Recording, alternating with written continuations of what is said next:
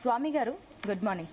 Good morning అండి. So మీరు చూస్తున్నారు, ఎందుకంటే మొన్నటి వరకు కిషన్ రెడ్డి పైన ఆరోపణలు రేవంత్ రెడ్డి చేయడం, సో రేవంత్ రెడ్డి కూడా ఎవరో ఒకరు మెట్టు దిగారా, ఒకరు మెట్టు ఎక్కారా పక్కన పెడితే కూడా ఏదో ఒకటి ఇద్దరు కలిసి వెళ్ళి మాట్లాడడం అయితే జరిగింది. సో ఈ విషయంలో బీఆర్ఎస్ పాయింట్ ఆఫ్ వ్యూ ఏంటి? ఇందాక జయరాం గారు అన్నట్లు కూడా ప్రతి విషయాన్ని బీఆర్ఎస్ కూడా గమనిస్తుంది అంతా అని చెప్పేసి అంటున్నారు. మీరు కూడా 9 years పాలనలో మీరు కూడా మెట్రోకి సంబంధించి కాస్త ప్రాజెక్టు ముందుకెళ్ళింది. బట్ ఈవెన్ దో దీన్ని ఇంకా నెక్స్ట్ లెవెల్ కి తీసుకువెళ్లే ప్రయత్నం కాంగ్రెస్ ప్రభుత్వం చేస్తుంది కాబట్టి మీ పాయింట్ ఆఫ్ వ్యూ ఏంటి?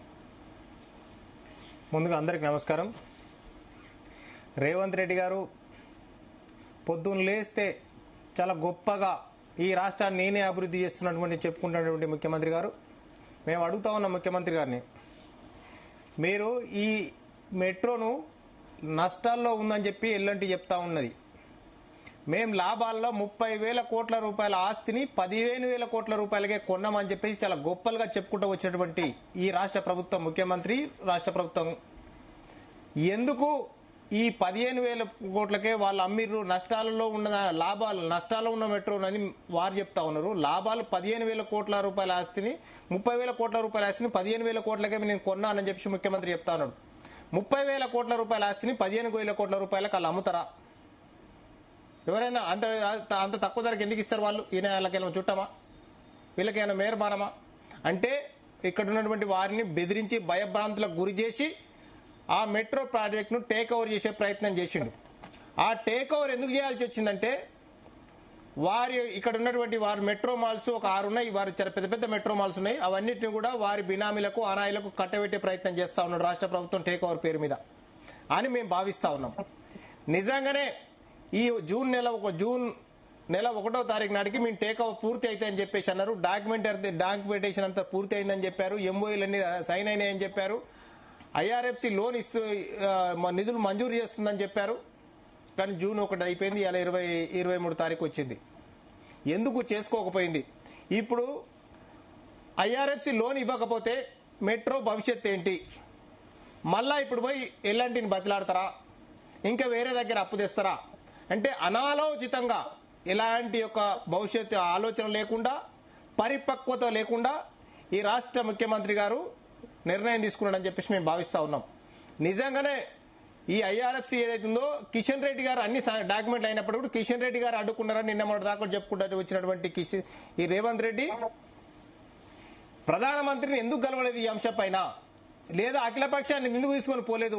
మేము కూడా వినేవాళ్ళం కదా, ప్రధానమంత్రి దగ్గర తీసుకొని పోతే మెట్రో ఎందుకు టేక్ ఓవర్ చేసుకోలేకపోతుంది ప్రభుత్వం అని మాకు అర్థమయ్యేది కదా. రాష్ట్ర ప్రభుత్వం, కేంద్ర ప్రభుత్వం సహకరించిందని చెప్పేసి వారు చెప్తా ఉన్నారు. రాష్ట్ర ప్రభుత్వం అన్ని రకాలైనటువంటి డాక్యుమెంట్స్ అన్ని కూడా మేము కంప్లీట్ చేసినామంటే చెప్పేసి ఈ ముఖ్యమంత్రి గారు చెప్తా ఉన్నారు. అయినా వారు లోన్ ఇవ్వట్లేరు. ఎందుకు ఇవ్వట్లేరు? పోగా దేశంలో ఎక్కడ లేని విధంగా 4% ఇంట్రెస్ట్ మాత్రమే, వడ్డీతో మాత్రమే నేను లోన్లు తీసుకొస్తున్నా అని చెప్పేసి రేవంత్ రెడ్డి గారు చెప్పుకోవడం జరిగింది. కానీ ఇప్పటిదాకా ఐఆర్ఎఫ్సి ఎక్కడ కూడా 7% కంటే తక్కువ ఇచ్చిన దాఖలా లేదు. మరి ఆయన అతి తెలివితో తీసుకొచ్చిరా, ఆయన సమర్థతోటి 4% తీసుకొచ్చినా 7% తీసుకొచ్చినా ప్రజలకు చెప్పాల్సిన అవసరం ఉంది. దానికి చెప్పట్లేడు. 4% ఇస్తున్నారని చెప్తారు. వాళ్ళేమో మేము కాదు మేము 7 కంటే ఎక్కడ ఇవ్వలేదని చెప్పేసి వాళ్ళు చెప్తా ఉన్నారు. అంటే మెట్రో ఫస్ట్ ఫేజ్ సంబంధించి టేక్ ఓవర్ ప్రక్రియ పూర్తిగా ఇవాళ ముఖ్యమంత్రి యొక్క అసమర్థతతో పరిపక్వతతో ఇలా వ్యవహరించినట్టుగా మనకు కనపడతా ఉన్నది. నిజంగానే ఈ లోన్ వారు ఇవ్వకపోయింటే ఈ మెట్రో భవిష్యత్ ఏంది? ఇప్పుడు రాష్ట్ర ప్రభుత్వ పరిస్థితి ఏంది? ముఖ్యమంత్రి గారు సమాధానం చెప్పాలా. 2 దీనిపైన విచారణ జరగాలి. నష్టాల్లో ఉన్నదాన్ని వీళ్ళు ఎందుకు కొనుగోలు చేయాల్సి వచ్చింది? వాళ్ళ కష్టం వాళ్ళు పడతారు, వాళ్ళు టెండర్ వేసారు, వాళ్ళు నడపాల్సిన బాధ్యత ఉంది. వారి కష్టం వారు పడతారు. ఎల్లంటి వాళ్ళు రాష్ట్ర ప్రభుత్వం ఎందుకు దూర్యాలకు ఈ యొక్క తీసుకొచ్చి ఆ యొక్క బరువంతా కూడా ప్రజల మీద ఎందుకు నెట్టాలనుకుంటున్నారు ముఖ్యమంత్రి గారు? 30,000 కోట్ల ఆస్తి అని నిజంగానే అంటే వాళ్ళు 15,000 కోట్లకు అమ్ముతారా? 2 వచ్చిన తర్వాత వచ్చినప్పటి నుంచి తన మార్కు ఉండాలని చెప్పేసి కేసీఆర్ గారు ప్రారంభించిందని చెప్పి మెట్రో సంబంధించి రాయదుర్గం నుంచి శంషాబాద్ సంబంధించినటువంటి అలైన్మెంట్ ను ఆయన మార్చడం జరిగింది, రద్దు చేయడం జరిగింది. మెట్రోను ఆ యొక్క ఫేజ్ ను రద్దు చేయడం జరిగింది. ఇకపోతే మెట్రో ఫేజ్ 2 సంబంధించి అనుమతులు ఇప్పటి వరకు సాధించలేదు. ఇది ముఖ్యమంత్రి గారి అసమర్థత కాదా? ఇప్పటికీ దాదాపుగా 2.5 సంవత్సరాలు అయిపోయింది, 3 సంవత్సరాల దగ్గరకు వస్తూ ఉంది. ఆయన ఈ మెట్రో ఫేజ్ 2కు కనీసం అనుమతులు కూడా సాధించలేదు. దీని అంతటికి కిషన్ రెడ్డే కారణం అంటాడు. నిన్న చూస్తే కిషన్ రెడ్డి గారి వీరు చూసి ఢిల్లీలో అలాయ్ బలాయ్ ఇచ్చుకొని వారిద్దరే మనం ఆ ఫోటో చూసుకుంటా అంటే వీళ్ళే ఆ బొకేలు ఇచ్చుకోవడం చూస్తూ ఉంటే నువ్వు కొట్టు నువ్వు తిట్టు నేను ఏడుస్తా లేకపోతే నువ్వు తిట్టు నేను ఏడుస్తాను ఇద్దరు తిట్టుకొని రాష్ట్ర ప్రజల యొక్క దృష్టి మరలించి వీరిద్దరు పేపర్ రాజకీయాలు చేసి ఇవాళ ఢిల్లీలో పోయి ఇద్దరు కలుసుకొని దావతులు చేసుకున్నట్టు కనపడతా ఉన్నది మనకు. వీళ్ళిద్దరు కలిసి ఉసరవెల్లి రాజకీయాలు చేస్తూ ఉన్నారు. మేము మొదటి నుంచి చెప్తా ఉన్నాం, బీజేపీ కాంగ్రెస్ ఈ రాష్ట్రాల్లో కుమ్మక్కు రాజకీయాలు చేస్తున్నారు, కొల్లిడై కూడా పనిచేస్తారు, ఇద్దరు కలిసికట్టుగా పనిచేస్తున్నారు, ఇద్దరు ఒకరికొకరు వీరు వారు తేడా లేకుండా కలిసిపోయినారని చెప్పేసి కూడా మేము మొదటి నుంచి చెప్తా ఉన్నాం. కానీ వారు మేము కాదు అని వీరు కాదు అని వారు చెప్తా ఉన్నారు. ఇలా కనపడతా ఉన్నది.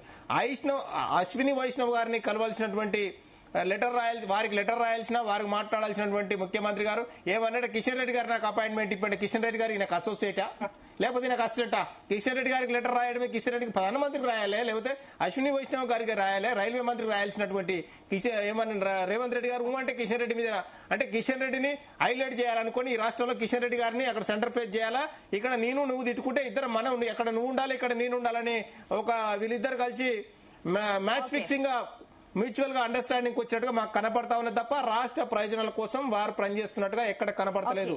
కాబట్టి మేము చెప్తా ఉన్నాం, ముఖ్యమంత్రి గారు డిమాండ్ చేస్తా ఉన్నాం, మీరు మొన్న సాయంత్రం వరకల్లా 13,000 కోట్ల రూపాయలు రిలీజ్ చేయకపోతే బాగుండదు చేయాలని చెప్పారు, చేయలేదు వాళ్ళు. నెక్స్ట్ మీ ప్లాన్ ఏంటి? మీరు దీక్ష చేస్తారా, ధర్నా చేస్తారా, లేకపోతే మీరు రిజైన్ చేస్తారా? వారు చేయమన్నారు, డెడ్ లైన్ పెట్టాడు, వార్నింగ్ ఇచ్చాడు వాళ్ళకు, వారు చేయలేదు.